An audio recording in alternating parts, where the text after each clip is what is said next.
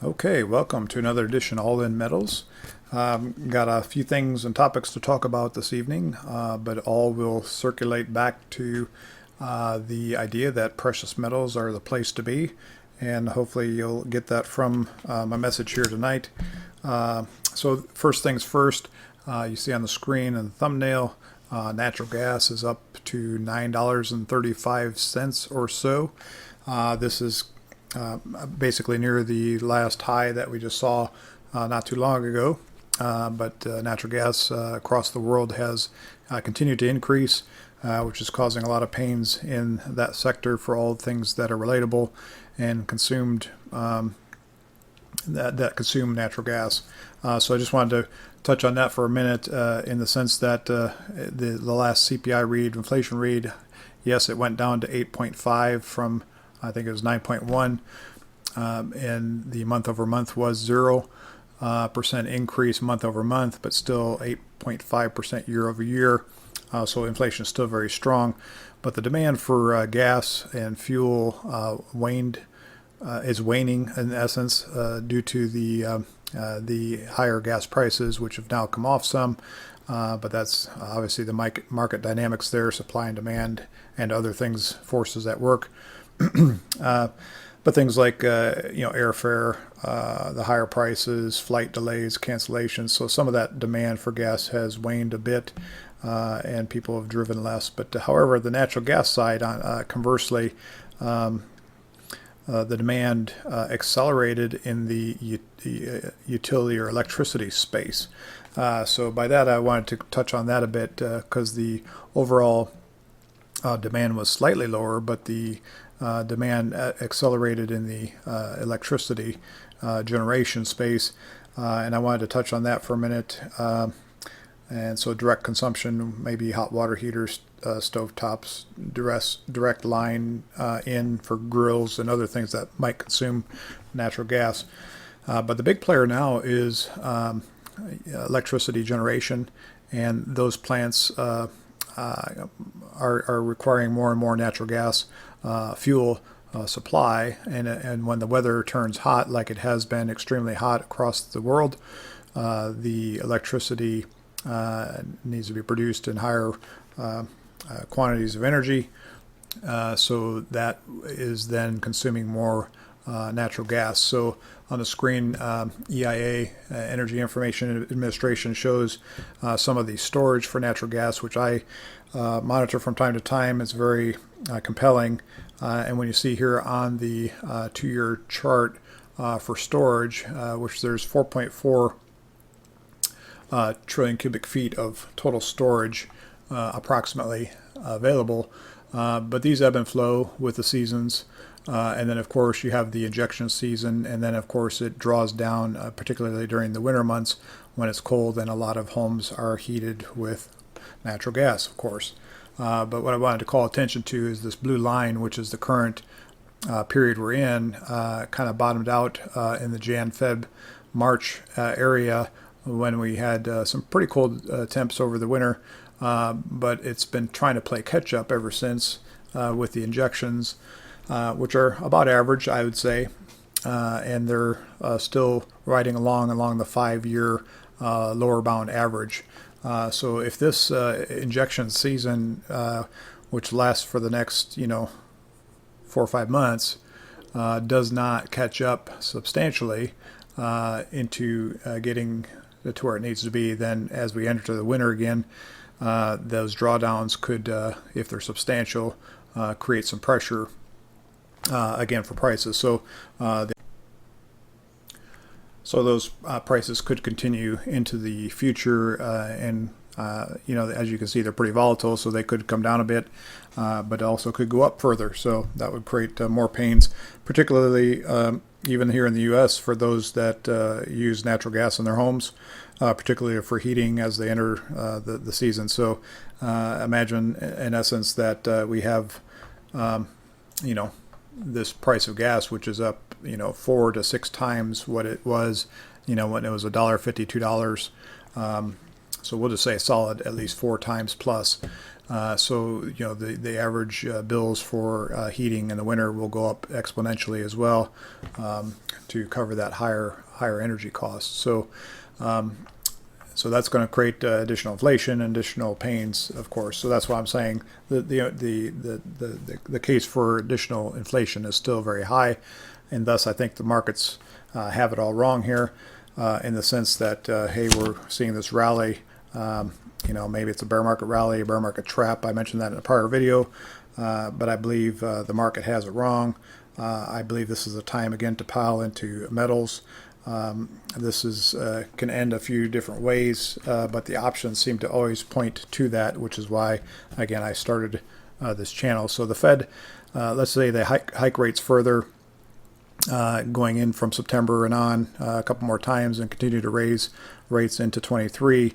Well, what'll probably happen there is you're just going to continue to more heavily invert the yield curve.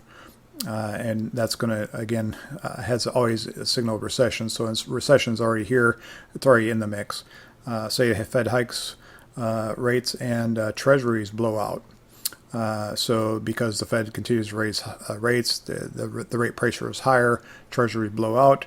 Well, that creates additional pains and inflation, and the housing basically implodes as treasury rates go higher, which we all know and see and hear is the housing market in general, not just here in the United States, but take China, for instance, with its market bubble bursting, which is a tens of trillions of dollars. I think it's $60 trillion if I remember right. Also say the opposite happens and the Fed looks to slow rate hikes or stops rate hikes.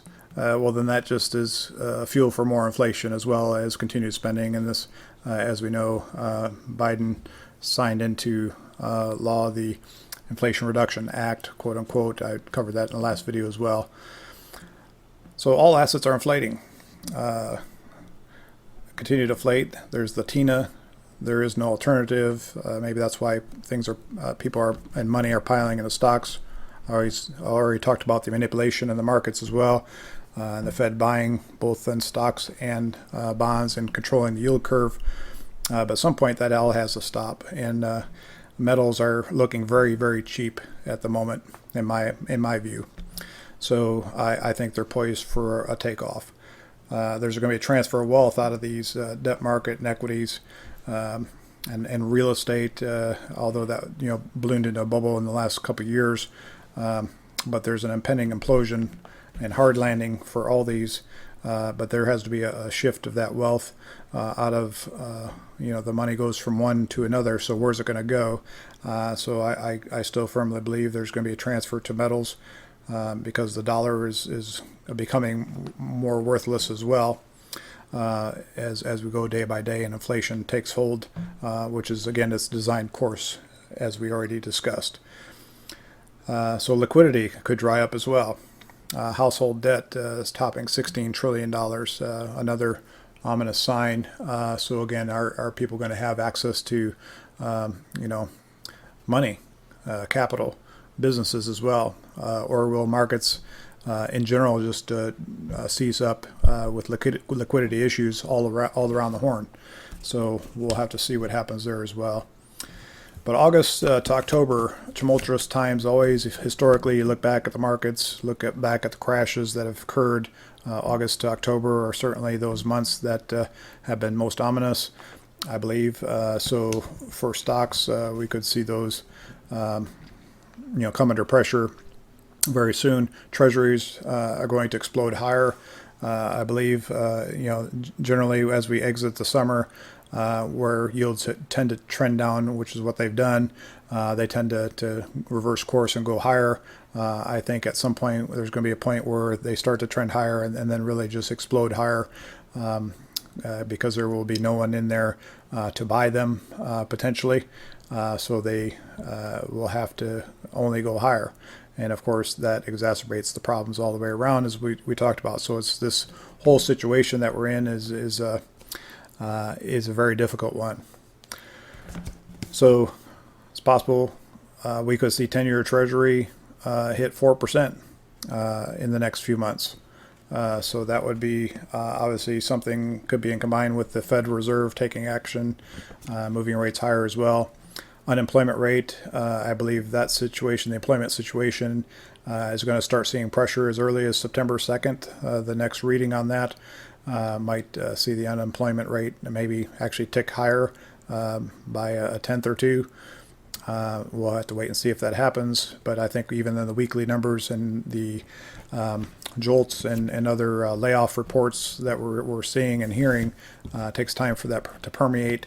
And of course, that's the lagging piece of recession, in the sense that we may have already entered the recession, as we know, technically by the negative 2 quarters GDP, but then really gets into full swing as the economy further slows down.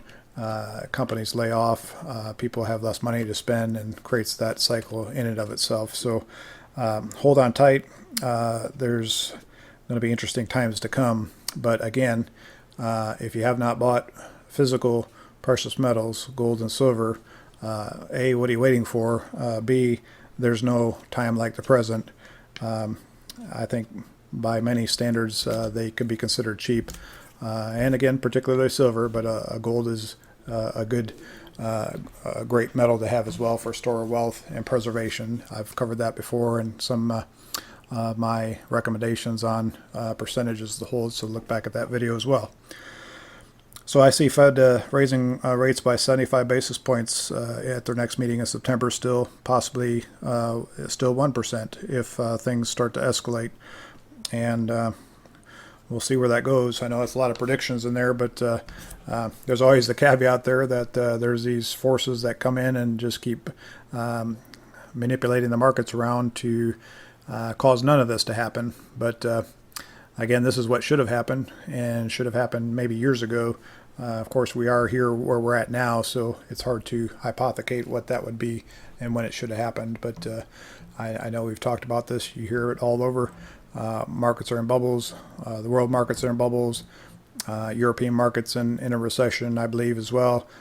China is slowing down heavily, which we already knew was going to happen, and they're having their own issues, particularly with housing, mortgages, these developers and investments, and people paying on mortgages where there's the product's not even built, and so forth. So there's a lot of headwinds, we'll say. So if you have any comments, please leave them. If you like my content, please like and share and subscribe. I appreciate that. And we'll talk to you next time. Thanks.